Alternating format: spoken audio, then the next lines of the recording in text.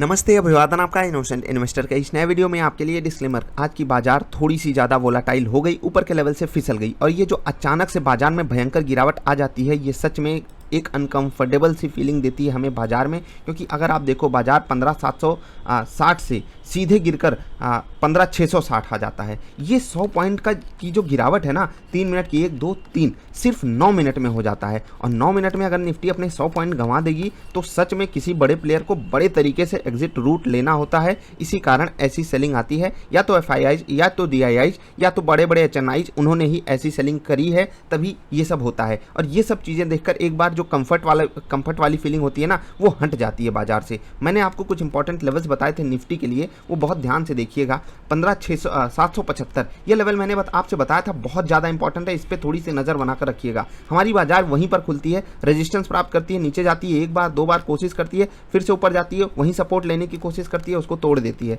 ये लेवल जब टूट जाता है डिसाइसिवली 15,775 का, यहाँ पर एक बार टूटता है, रिगेन करने की कोशिश करती है बाजार, नहीं प्राप्त कर पाती, उसके बाद एक बार भी उस लेवल को जाकर टच नहीं कर पाती है निफ्टी। यानी कि 15,775 जो हमने आपको रेजिस्टेंस बताया था अकॉर्डिंग टू डेटा, आप कल वाली वीडियो जरूर जाकर देखिएगा, वहीं पर बाजार बार बार रेजिस्टेंस ले रही थी और फिर अचानक से बड़ा प्लेयर आ गया। मुझे नहीं पता था ये बड़ा प्लेयर आएगा, लेकिन जब भी ऐसा कोई इवेंट होता है तो हमें एक बार के लिए मतलब सोचने पे मजबूर होना पड़ता है कि कुछ तो है इस बाजार में जो ऊपर के लेवल पे अनकंफर्टेबल है। किसी बंदे को पोजीशन बिल्कुल पॉजिटिव साइड की रखनी ही नहीं है। मैं बड़े प्लेयर्स की बात कर रहा हूँ, कुछ लोगों की वहाँ पर बात है। अब क्लोजिंग बेसिस पे बाजार के लिए बहुत ज़्यादा इंपॉर्टेंट लेवल है 15,700। अगर बाजार इसके नीचे आज क्लोजिंग दी तो बाजार 15,400 की तरफ जा रही है। आपको मैं ये अलर्ट वार्निंग दे रहा हूँ, क्यों जा रही है उसको भी मैं आपको समझा देता हूँ।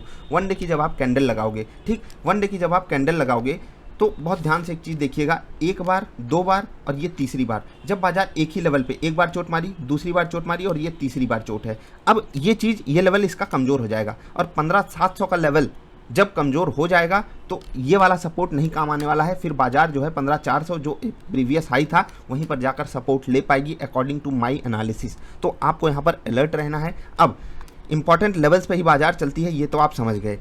उसके बाद मैं आपको निफ्टी ट्रेडर सेटअप पे बता देता हूँ आज क्या हुआ। 3 मिनट की कैंडल पे हमको बाई साइड का ट्रेड मिलता है और विदाउट स्टॉप लॉस हिट आपको यहाँ पर टारगेट मिलता है। कुछ लोगों ने ट्रेड नहीं लिया ये बता करके 15,775 के नीचे हमको बाई साइड का जस्ट ट्रेड मिल रहा था यहाँ पर, तो हम क्यों लेते। मैंने कहा बहुत अच्छी बात है, आपने ट्रेड नहीं लिया। और दूसरा भी ट्रेड लेने के लिए आप लोगों को संकोच था 10 मिनट की भी कैंडल पे, क्योंकि आपको बाई साइड का ही ट्रेड मिला था। इस कारण यहाँ पर भी आपको तकलीफ हुई, क्योंकि जो 15,775 का लेवल था उसको बाजार नहीं तोड़ पाई थी। अगर आपने नहीं ट्रेड लिया कोई बात नहीं, 15,775 के रेजिस्टेंस को समझकर, बाकी जिन लोगों ने भी ट्रेड लिया या तो आप कॉस्ट पे एग्जिट किए होंगे और जो लोग सही जगह पे ट्रेड ले पाए होंगे उनको जो है टारगेट भी मिला था। मेरे केस में क्या हुआ, मैंने 3 मिनट का जो ट्रेड लिया था मैं वहाँ पर कॉस्ट पे एग्जिट किया हूँ। क्यों कॉस्ट पर एग्जिट किया, क्योंकि जो मेरा टारगेट था वो आ नहीं पाया। और 10 मिनट का भी ट्रेड मेरा कॉस्ट पे ही गया है, क्योंकि जो टारगेट था वो आ नहीं पाया। मैंने एवरेजिंग नहीं की, क्यों नहीं की, क्योंकि 15,775 मुझे भी रेजिस्टेंस दिखाई दे रहा था, ये मैंने खुद ही आपको कल बताया था, इसीलिए मैंने एवरेजिंग नहीं की। इसी कारण मेरा प्राइस सही नहीं हुआ। अगर मैंने एवरेजिंग की होती मेरा टारगेट आ जाता, लेकिन फिर भी कोई बात नहीं, हम दोनों ही ट्रेड में कॉस्ट पे ही एग्जिट किए हैं और ये रेयर सिनारियो था। ठीक, ऐसा जनरली होता नहीं, हम एवरेज करते हैं और एवरेज किए होते हमारा टारगेट आ जाता, कोई बात नहीं। अब बाजार में ये जो गिरावट आ रही है, इंपॉर्टेंट लेवल्स आपको हमने कल बताए हैं, उन पे ज़रा ध्यान रखिएगा। बाजार गिरती हुई बाजार में कहाँ कहाँ सपोर्ट लेगी, अगर वहाँ से बाजार रिवर्सल दिखाती है अच्छी बात है। 15,700 के आसपास क्लोजिंग दे देती है, मेरे लिए बहुत अच्छी बात होगी। ग्लोबल मार्केट से हमें अच्छे संकेत मिले नहीं हैं आज, इसी कारण हमारी बाजार ऊपर तो खुली, वो फ्राइडे वाला फैक्टर हमारे ऊपर एकदम चढ़ा हुआ था कि हम बढ़िया नीचे से रिकवरी दिखाए थे और जो है दुनिया भर की बाजारों से हमारे सामने पॉजिटिव संकेत थे, इसी कारण हम गैप अप तो किए। लेकिन उसके बाद फॉलो ऑन बाइंग हमको नहीं देखने को मिली। क्यों, क्योंकि ग्लोबल मार्केट्स में कुछ खास अच्छे संकेत थे नहीं।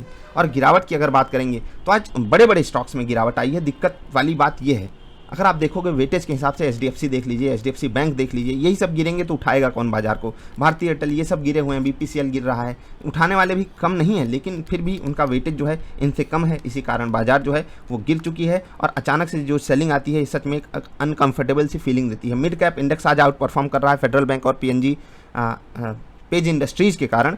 जी हाँ, 1 मिनट देख लेते हैं। हाँ, पेज इंडस्ट्रीज और फेडरल बैंक यहाँ पर बढ़िया मोमेंटम दिखा रहे हैं। बाकी यहाँ पर भी गिरावट वाले स्टॉक्स हैं और वही यूजुअल ट्रेडिंग चल रही है सभी में, हल्का हल्का थोड़ा पॉजिटिव थोड़ा नेगेटिव अन्य इंडेक्सेस में ट्रेड हो रहा है।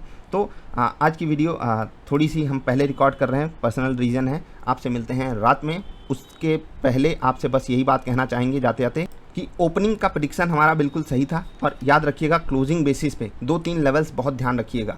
पहला 15,700, ये बहुत ज़्यादा इंपॉर्टेंट लेवल है। और जो सबसे लोएस्ट लेवल मैंने आपको कल की बाजार में बताया है वो लेवल जरूर ध्यान रखिएगा। मुझे एक्जैक्टली वो लेवल याद नहीं है जो हमने कल कैलकुलेट करके निकाला था, लेकिन उस लेवल पर जरूर ध्यान रखिएगा। अगर निफ्टी उसके ऊपर भी क्लोज दे देती है तो हम एक सपोर्ट पे बंद करेंगे, और हो सकता है अगर हमें कल पॉजिटिव संकेत मिल जाए तो हम सपोर्ट से बढ़िया मोमेंटम पॉजिटिव दिखा दें।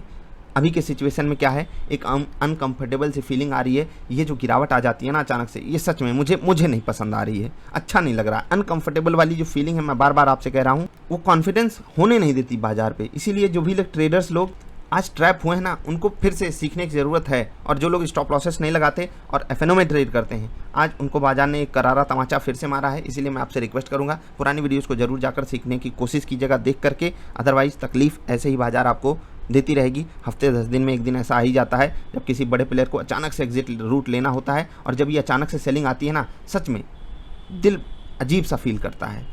एक डर वाला माहौल होता है ना, फियर वाला, वही थोड़ा सा बढ़ जाता है। जैसे अभी इंडिया विक्स में कुछ खास हुआ नहीं है, लेकिन होना चाहिए था। आज तो मैं सोच रहा था कि इंडिया विक्स में अचानक से कुछ ना कुछ धमाका हो जाए, लेकिन हुआ क्या। एक्चुअली जब आप 1 डे की कैंडल देखोगे तो यहाँ पर लोगों का डर उस तरीके से बढ़ नहीं रहा है। देख रहे हैं, डर यहाँ पर बढ़ नहीं रहा है। डर और बढ़ना चाहिए। सिर्फ 3% नहीं, यहाँ पर मैं एक्सपेक्ट कर रहा था 5-7% का डर बढ़ना चाहिए था, लेकिन हुआ नहीं। कोई बात नहीं, सिचुएशन आप अपने हिसाब से हैंडल कीजिए।